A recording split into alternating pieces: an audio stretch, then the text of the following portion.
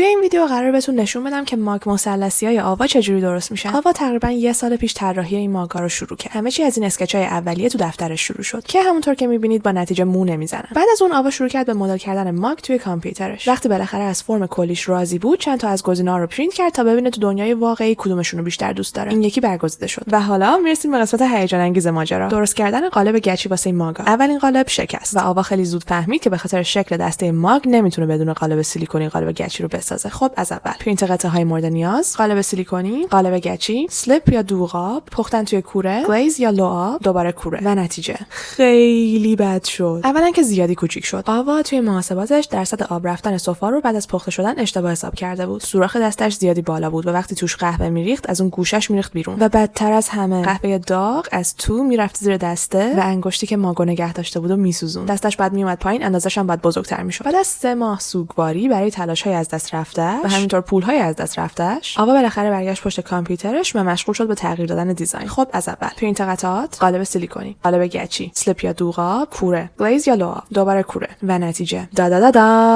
بالاخره دقیقاً همون چیزی شد که می‌خواست. تو دست راحته، نوشیدن ازش راحته و مهمتر از همه ببینین چقدر خوشگل شدن. و حالا وقت کالکشن جدیده. الان وقتشه شما به آوا کمک کنید رنگای کالکشن جدید رو از بین این گزینه‌ها انتخاب کنید. بگید کدوم‌ها رو بیشتر دوست دارید.